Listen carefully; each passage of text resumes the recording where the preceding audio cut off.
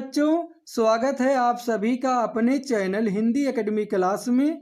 जैसा कि पिछले वीडियो में मैं आप लोगों को मैथिली शरण गुप्त जी द्वारा रचित पंचोटी शीर्षक की व्याख्या पढ़ा करके पूर्ण रूप से समाप्त कर चुके हैं। तो चलिए आज के इस नए वीडियो में मैं आप लोगों को जयशंकर प्रसाद जी द्वारा रचित पुनर्मिलन शीर्षक की व्याख्या बताने वाले हैं, जो जयशंकर प्रसाद के महाकाव्य कामायनी के निर्वेद सर्ग से लिया गया है। तो चलिए इसकी व्याख्या बताने से पहले मैं आप लोगों को सर्वप्रथम इसका सारांश बताना चाहते हैं। इसमें आप लोग श्रद्धा शब्द पाएंगे, मन शब्द पाएंगे और ईड़ा शब्द पाएंगे। जो ईड़ा है वह सारस्वत नगर की एक रानी है, जो अपने भविष्य की उज्जवल कामना करते हुए विचारों में डूबी हुई है। और जो श्रद्धा और मनु है, ये दोनों पति पत्नी हैं। श्रद्धा और मनु में किसी बात में वाद विवाद हो जाता है और श्रद्धा के पति जो हैं मनु, वह श्रद्धा को छोड़ करके कहीं चले गए थे। श्रद्धा अपने पुत्र के साथ जीवन यापन कर रही थी। एक दिन स्वप्न में वह अपने पति मनु को घायल अवस्था में देखी और चौंक करके वह उठ गई और उसी को खोजने के लिए अपने पुत्र को साथ में लेकर के सारस्वत नगर की ओर चलने लगी। तो उसी के बारे में जयशंकर प्रसाद जी बड़े ही सुंदर ढंग से वर्णन किए हैं। तो चलिए अब मैं आपको इसकी व्याख्या करके बताते हैं क्या लिखा गया है। चौंक उठी अपने विचार से, कुछ दूरागत ध्वन सुनती, इस निस्तब्ध निशा में कोई चली आ रही है कहती।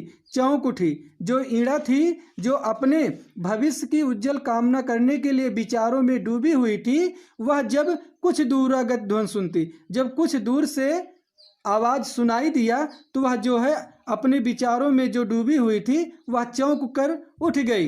इस निस्तब्ध निशा में कोई चली आ रही कहती। इस निस्तब्ध, निस्तब्ध यानी कि शब्दहीन या सन्नाटे, निशा यानी कि रात, में यानी कि में, इस सुनसान रात में कोई कहती हुई चली आ रही है, अरे बता दो मुझे दया कर, कहाँ प्रवासी है मेरा। अरे कोई दया करके मुझे या तो बता दो कि वह मेरा प्रवासी यानी कि परदेसी या मेरा पति कहाँ है। उसी बावले से मिलने को डाल रही हूँ मैं फेरा, उसी बावले से मिलने के लिए मैं इधर उधर जो है डेरा डाल रही हूँ, घूम फिर रही हूँ। रूठ गया था अपनेपन से, अपनेपन से यानी कि अपने स्वाभिमान से। वह जो मेरा पति था वह अपने स्वाभिमान से मुझसे रूठ गया था। जरा सी बात में अपना न सकी उसको मैंने जो है उसे मना नहीं सकी, अपना नहीं सकी। वह तो मेरा अपना ही था, भला मनाती किसको मैं। वह तो मेरा ही पति था तो भला मैं मनाती किसको। साल यही भूल अब सूल सदृश हो, साल रही उर्मे मेरे, यही भूल जो है अब मुझे कांटों के समान, उर्मे यानी कि हृदय में, साल रही यानी कि चुभ रही है। यही भूल अब कांटों के समान मेरे हृदय में चुभ रही है। कैसे पाऊंगी उसको मैं, कोई आकर कह दे रे। अरे कोई यह तो मुझे आकर बता दे कि मैं अपने प्रवासी, मैं अपने वह पति को कैसे पाऊंगी। ईड़ा उठी, जब ये बात को सुनी, जो ईड़ा अपने भविष्य में के विचार में डूबी हुई थी, वह उठ खड़ी हुई। दिख पड़ा राजपथ और उसे राजमार्ग में, राजपथ यानी कि राजमार्ग में कुछ दिखाई पड़ा। धुंधली सी छाया चलती, धुंधली छाया के समान वह चलती हुई कुछ दिखाई पड़ा। वाणी में थी करुण वेदना, जो बोल रही थी उसकी वाणी में जो है एक करुण वेदना थी। वह पुकार जैसे वह बोलते चली रही है कि अरे कोई दया करके मुझे यह तो बता दो कि वह मेरा प्रवासी कहाँ है। शिथिल शरीर बसन विशृंखल, शिथिल शरीर, उसका शरीर जो है ढीला हुआ है।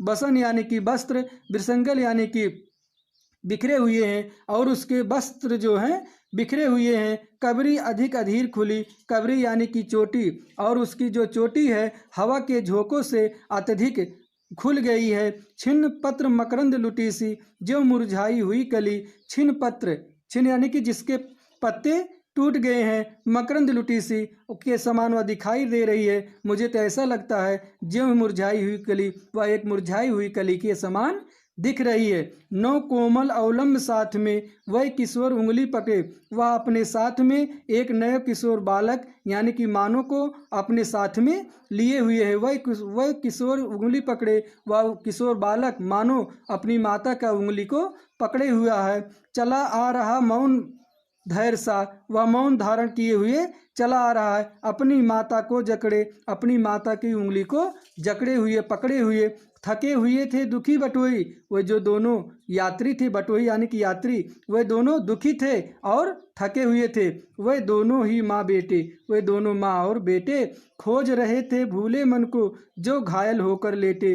वे भूले हुए मन को जो है खोज रहे थे, जो स्वप्न में घायल होकर के लेटे थे।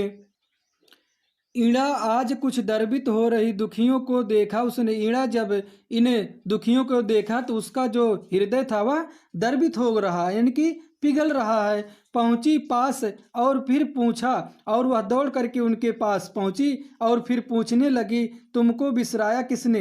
हे सखी, तुम या तो बताओ, तुमको भुलाया किसने? बिसराया यानी कि भुलाना। इस रजनी में कहाँ भटकती जाओगी तुम, बोलो तो। इस रजनी में यानी कि इस सुनसान रात में तुम कहाँ भटकती जाओगी? तुम जरा मुझसे बोलो तो। बैठो, आज अधिक चंचल हूँ, व्यथा गांठ निज खोलो तो।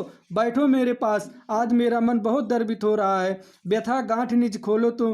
तुम अपनी मन की बात की रहस्य को जरा खोलो। जीवन की लंबी यात्रा में खोए हुए भी मिल जाते हैं। वह ईड़ा कहती है श्रद्धा से, कह सके जीवन की लंबी यात्रा में खोए हुए भी इंसान मिल जाते हैं। जीवन है तो कभी मिलन है, कट जाती दुख की रातें। यदि जीवन है तो कभी मिलन अवश्य होगा, और तुम्हारी ये जो दुख की रातें हैं धीरे धीरे ये जो है कट जाएंगी। श्रद्धा रुकी, जब ये बात को कही ईड़ा ने तो श्रद्धा रुक गई। कुमार शांत था, कुमार उसका बेटा यानी कि मानो श्रांत था, यानी कि थका हुआ था। मिलता है विश्राम यहीं, यहीं पर दोनों को विश्राम मिलता है। चली ईड़ा के साथ जहाँ पर वह निशिखा प्रज्वलित रही, वह ईड़ा के साथ वहीं पर चली जहाँ पर वह शिखा माने कि अग्नि की लौ प्रज्वलित हो रही थी। सहसा धधकी बेदी ज्वाला, अचानक बेदी की ज्वाला जो है धधक उठी, मंडप आलोकित करती। और जब वह मंदिर में पहुंची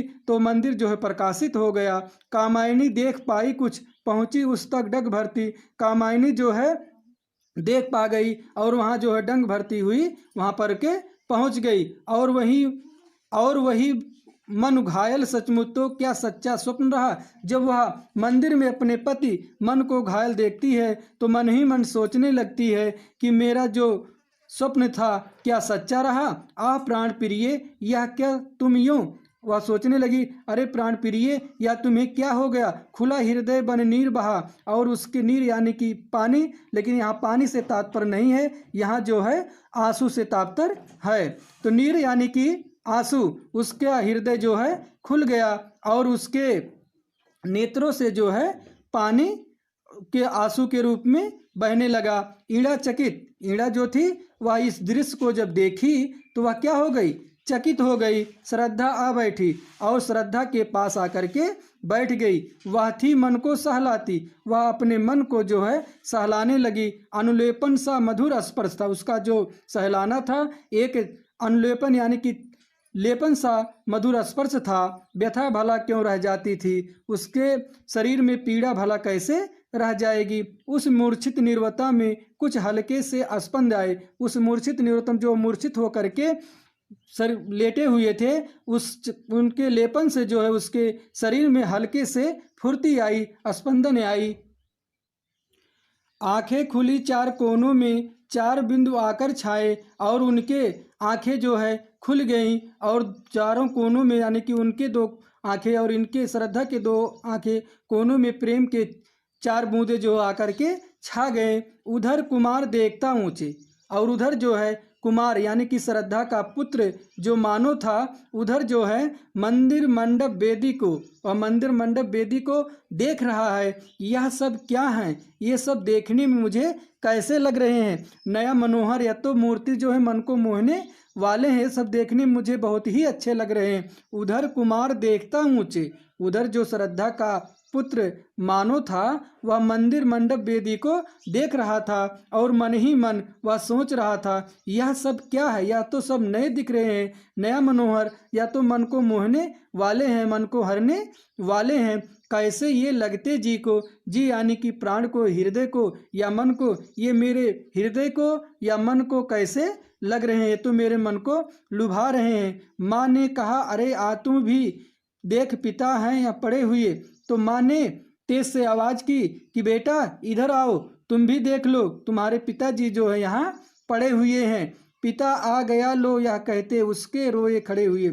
और वह श्रद्धा का पुत्र जो मानो था वह कहा पिता मैं आ गया, यह कहते हुए उसके जो रोए खड़े हो गए जब अपने पिता को देखा। माँ जल्दे कुछ प्यासे होंगे, क्या बैठी कर रही यहाँ? अरे माँ तुम कुछ बैठी यहाँ पता नहीं क्या कर रही हो, कुछ प्यासे होंगे, पिताजी प्यासे होंगे, उनको जरा पानी दो। मुखर हो गया सूना मंडप, यह सजीवता रही कहाँ? और वह जो सूना मंडप था इन परिवारों के मिल जाने से वह मुखरित हो गया, अलौकिक हो गया। यह सजीवती रहा कहाँ? उनमें जो एक नया सजीवता आ गई, आत्मीयता खुली उस घर में, और उस घर में जो है अपनेपन का भाव जागृत हो गया। छोटा सा परिवार बना और एक छोटा सा परिवार बन गया।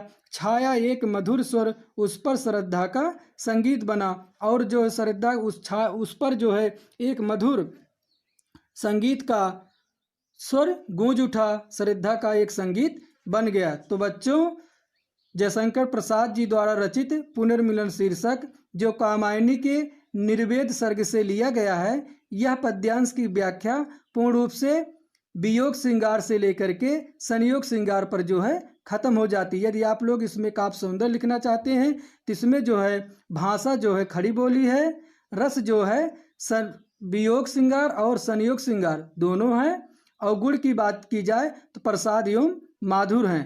तो इसी तरह इस पद्यांश की व्याख्या पूर्ण रूप से यहीं पर समाप्त होती है। अब इसी तरह का वीडियो अगले वीडियो के साथ मिलते हैं, तब तक के लिए धन्यवाद।